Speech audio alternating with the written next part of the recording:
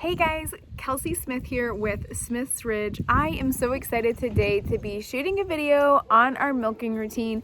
It has changed significantly since my initial video showing our milking routine for our family milk cow, which is now kind of growing into a micro dairy. So I am very excited to take you guys along. Many things have changed, including the fact that I am no longer pregnant. Thank goodness. So my little guy is joining our milk routine and we are just getting started. I'll turn it around here and show you my setup, but I wanted to share that I have a different milk machine. We had the Vever for a little while and it was a smaller machine and it just had a list of kind of challenges, but then one day in the middle of milking, the motor just shut off and it stopped working altogether. Support was really great. They sent us a new one only for a few weeks later. In the middle of milking, once again, it just completely shut off. That was more than frustrating because then we had to hand milk for several days waiting on a new machine to get in. I am saving up for a nicer Melasti milk machine. I'm very excited to hopefully have one of those. It has a 4-claw, so milking is much faster. It's made in the USA, which I'm a huge proponent of. But for now, we had to go with a more budget-friendly option because we didn't want to go 2 feet in, diving head first in initially, because we wanted to get our feet wet first and see, is this something we really enjoy for our family? Is this something we want to pursue long term? So we didn't want to spend a lot and we wanted to just make that stretch as far as we could and then reevaluate. So I will say though, we are loving it and we probably will be making investments in the future for a little bit of a better setup, but for now this works really well for us. We filter our milk inside, so one addition was this Gorilla Cart wagon, and it has been probably the handiest and most necessary addition. It is so nice to be able to put everything we need in here and then take it out to the barn. So this is our hand top milk machine. I will leave a link in the description for this product. I do really like it for where we're at on our micro dairy journey. It is a 2-claw, so that's maybe less than ideal because it does take a little longer, but it is nothing compared to hand milking. This motor has been just, it's held up really well. It's been absolutely fantastic. I would like to put this on the back of the cart and you'll see why here just shortly. I do have a bucket full of a few things here. This is my feed bucket, my feed scoop for our chickens. The baby is wanting to say a little bit in the video too. He's teething and he's just not the happiest. Yes. So I've got my bucket here with a few supplies, our teat dip, some clean rags, my gloves. You never know if you're gonna need scissors. I like to brush her out. Oh, this was, I need to take this out. There's some a CMT test, the test for mastitis. But let's go ahead and get started. We're gonna start by feeding some chickens, taking care of a few things on our way out to milk because that's our typical routine, and then we'll go from there.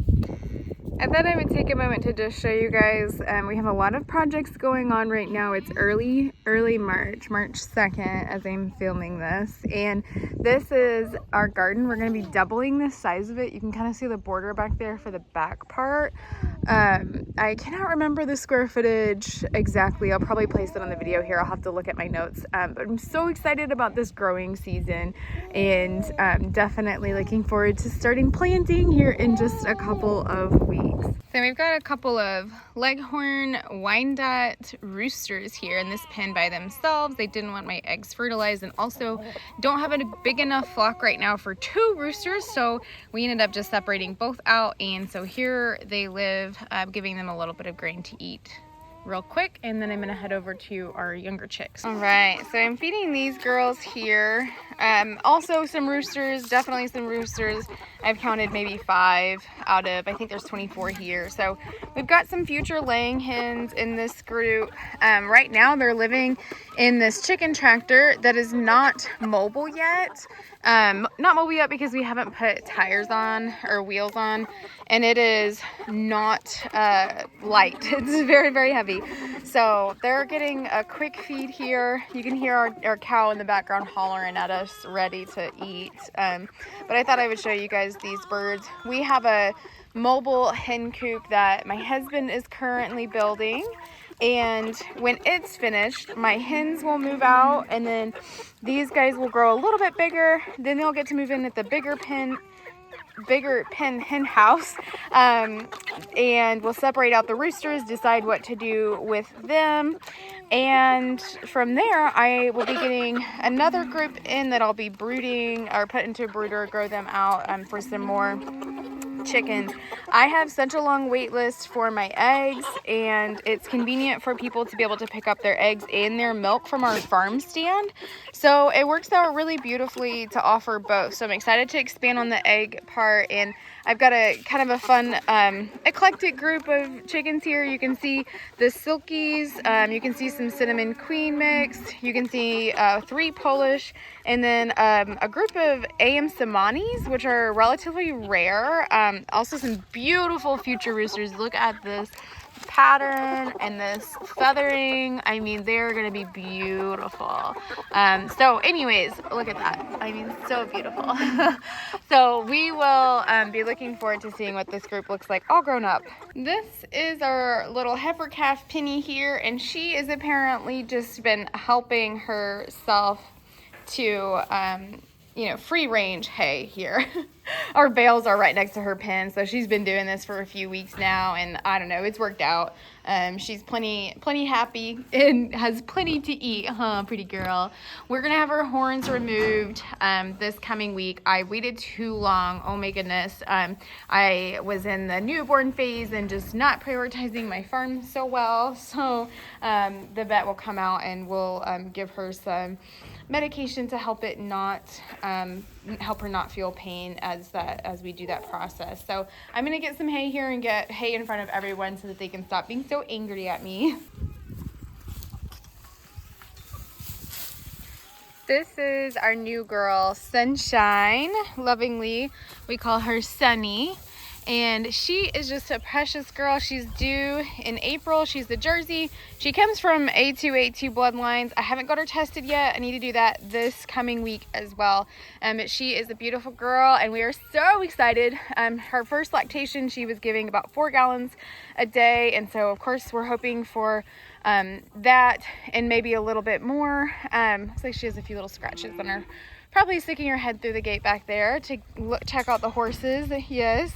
But she is just a sweet girl, and we've got to get her tamed down a little bit, calm down to the touch, so hopefully we can start working on doing that sooner than later as her calf gets closer. So the first thing that I do is get some hay thrown up here in her stanchion. We do have some revisions that we want to make to the stanchion. For example, we want to put a few boards down here to keep the hay from pushing out, where she will have to step back and grab it. And we're also going to put a head gate here to help hold her in place. She's super docile. The boys showed her in the fair a few years ago, and she has just been so low-key and so wonderful. She is obviously a hussy whenever she's in heat, but we're hoping right now that she's pregnant, so we're going to find out this week and confirm that. And so we're looking forward to finding out if we have to try to rebreed, or if she did take and that we've got another baby growing. So this is why I put the milk machine on the back of the wagon here. I just back it right up so that it can reach her nice and easily. The next thing I'm going to do is grab her grain. I also grabbed the baby because he is just not a super happy camper. He is such a hot-natured baby, and it is about 80 degrees today, which is wild for Northwest Arkansas in the early spring like this. I've got a really nice 17% protein ration that I like to feed her. I get it from our local feed store that they mix for me. I do not like to feed my animals corn. It's something that I started back with horses. They just would get really hot and sassy and not listen very well on that sweet feed ration that a lot of people would feed. Oh my gosh, no, not good for them. Corn turns into, it's a starch, so it turns into sugar, and I just don't think it provides what I can provide in a different kind of feed ration. So I'll also put up here what all I put in that ration, or what I have them mix in that ration. It's a custom ration that our cow is doing so well on, and so I'll share that with you here too. It was a little bit impossible to take care of the baby, milk, and film all at the same time. So I'm taking this moment to just talk through our routine. My husband is still milking in the mornings, which is absolutely amazing. He started doing that when the baby was born in November, and since then I don't get to sleep through the night, and then usually in the mornings the baby needs me at some point to eat. So I have been super thankful for that. He has been really on board for this whole milking experience, and I do think it's really important for it to be a team effort, something the entire family is on board with, because if it's not, I could see how it would very much be a challenge. In the mornings, the only difference is that he will do a warm soapy water wash in the mornings. I find that it's not as necessary to do that twice a day unless it's very muddy and icky or something like that. We take great pride in ensuring that our stanchion and our spaces are very clean. We scoop the poop. We obviously face some inevitable times when it's very mucky and muddy from just weather, rain, maybe ice thawing, things like that. So we are more diligent during that time to ensure cleanliness of the space. The first thing that we do is strip her down, get a little bit of that initial milk out. Then we do a pre and post dip, iodine-based dip, to help kill any bad bacteria and just clean the teat. I wipe that off with a clean washcloth and just make sure that her udders are nice and clean and ready for the suction or for the claw to go on. After that, I turn our milk machine on and go ahead and attach her front udders. Those take a little bit longer than the back because they do have more milk. Our girl gives about 2.5 to 3 gallons a day. She's a very good cow. This is her first lactation, so she had her first calf in September of 2023. A little heifer calf that I showed you earlier, a very pretty girl as well. So we're very blessed to have good livestock and grateful for just the opportunity to farm. I think it's such a special thing to be able to share with your family and with your community. After we get done milking, I go ahead and do the post-dip, same story as pre-dip, and just wipe her down. Sometimes if she is chapped or dry, I will put some lanolin on her to make sure that she is comfortable and happy.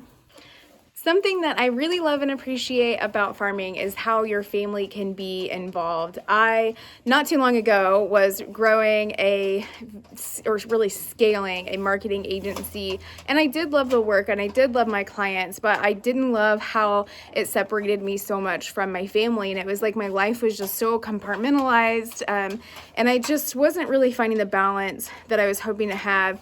I since scaled back that business significantly in order to focus on the farm. I'm still building websites, logos, and I have a few key social media digital clients that I keep and love.